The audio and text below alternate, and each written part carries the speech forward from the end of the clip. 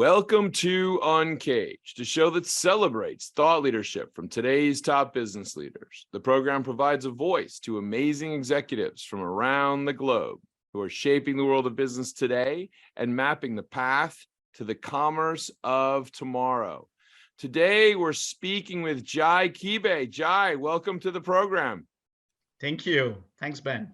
Now, I'm excited to have Jai on, firstly, because I'm a former marketer myself, and Jai has much more experience than I ever had. He's been a CMO of companies like SC Johnson, and he's worked at the Coca-Cola company.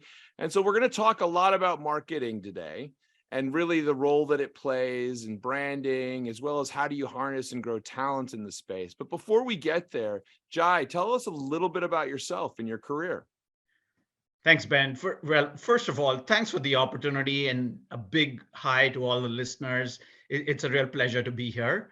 My name is Jai Kibe, and I'm a marketer both by passion and profession. And I've spent the last 25 years of my career learning what I call the craft of marketing. The way I describe my career is I've spent half my life, about 15 years in Asia, launching brands like Coca-Cola, for example, but also Minute Maid, and going on a journey where you negotiate with tradition and you go on a learning curve with consumers on, why they should or when they should consume the brands you sell. And then I've spent the other half of my life, another 10, 12 years in North America, in the US, where I think consumers have gone on a forgetting curve and sort of reminding them the value of brands. So what this process has done, Ben, for me is kept me reasonably humble and hungry to learn that the only marketing that works is the marketing that works. So that's my story. I love that. The marketing that works is the marketing that works. Well, let me kind of ask you a more precise question there. I mean, when you're thinking about marketing today, we see a lot of different tactical things that you can do, but what are the biggest challenges that you see in really CPG marketing? Yeah, what a great question, right? So if you indulge me, let me tell you how my brain works, right? I come from a country in India where, we're taught from a very early age the power of analytics and the power of data and the power of numbers. I know for a fact that a lot of my peers, are doctors and computer scientists. I was a shallow marketer in the group, but what that did for me was teach me the fact that one, marketing is a discipline, and that discipline has both art and science. And so the way I have approached marketing and the way I think of CPG marketing, for example, is this blend or the fusion of science and art. So I think of using science to define a problem so that art can solve it. And for me, that's really been the consummate sort of philosophy at a very simple level of adding value. So when I think about your question and the challenges that face marketing as we know it, is we tend to veer either so much to the data performance science side, or we veer so much to the art side where it's about emotions and stories. But the truth for me is the real challenge is how do you really find the magic in the middle of art and science? And so marketing by its very nature is about growth and it's about insights. And the challenges that I see sometimes in the business that we're in is we forget those two things. Marketing can become terribly self-indulgent sometimes, and sometimes lacking in truth. So at a very high level, I would say that the discipline of how the purchase funnel works, or the notion of how we use science, but then also combine it with humanity and art, is going to be a challenge not only today, but for a long time to come. Yeah, it's such a great point that you're mentioning, Jai. I would say that if the two of us were to walk into any marketing conference in the world, there would be 20 panel discussions about data being the new thing today, and that we're suddenly using data, or we're applying data to power AI and performance solutions, which is lovely. And certainly data is critical, but it really still requires that level of insight to play on the data in a way that will break through. And it's so funny that we still struggle sometimes with that just fundamental thinking. I mean, I would say some of the greatest advertising is when the data says one thing and tells you to do one answer and you do the exact opposite, right? And then that's like the most powerful solution. So I love what you're saying, really bringing science together with art. But I mean, obviously, one other element there is people, right? And pulling together and making sure that you have the right talent and the right teams. And I mean, Jai, you have assembled incredible teams over your career. Tell me about how you find talent and cultivate talent in a marketing organization.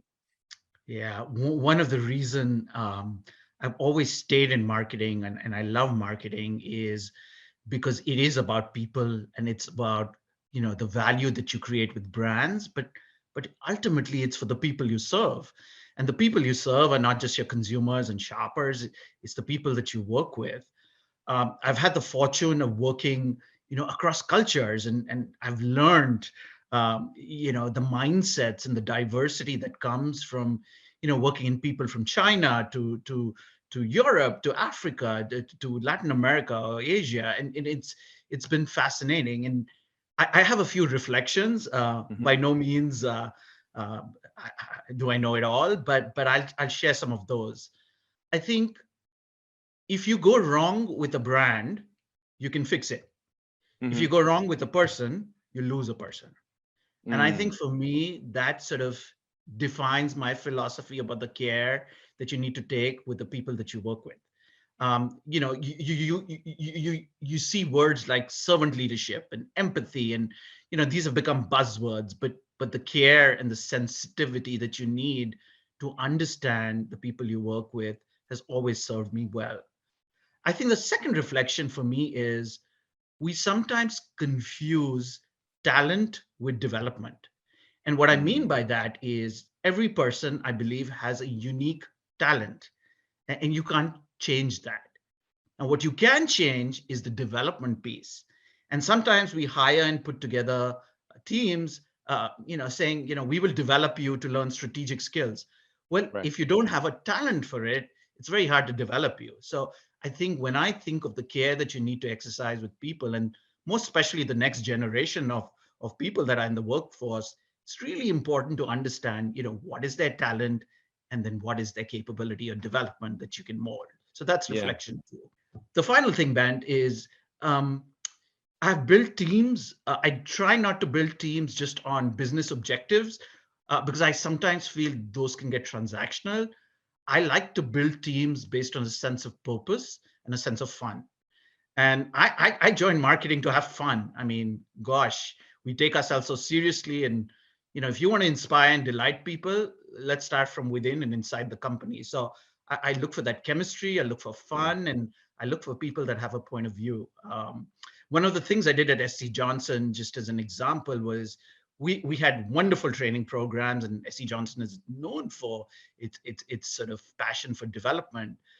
But the way people are learning today is very different than what you and I learned from. So Right. we started the School of Marketing, which basically said we're going to teach in a bite, in a snack, and in a meal. So simple digital words, but I'm driving in my car and I want to listen to a podcast, and it's a bite. Mhm. But guess what? I might want the meal, so let me go spend 2 weeks with a data science agency. So I think that piece also is changing because Mhm. learning modality has changed. So Mm. people are important. What you do with them and how you care for them is important, but how you add value for them has to be modernized and thoughtful. Yeah, I think it's a really good set of points for everyone to take into consideration. The care and empathy is absolutely critical. I love your points on development. I mean, One of the things I find with talent, often you think you found somebody who's just spectacular, but they don't develop. For some reason, they just don't develop. And then there's other people that they're really rough when you meet them, but man, are they smart, and they develop in such a rapid way and become just like stars, right? And that's just so amazing when you see that. I love So that. well said. And one of the things I look for in an interview with people are, the ability to listen and ask questions. And listening is a trite word, and people always say, well, you need to be a great listener, and yet most of us struggle at it. But the secret of listening in an interview for me has been, you listen with your head, you listen with your heart, and you listen with your instinct.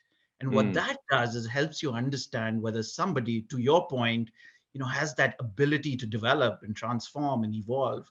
And I think that's where the magic happens. Yeah, absolutely.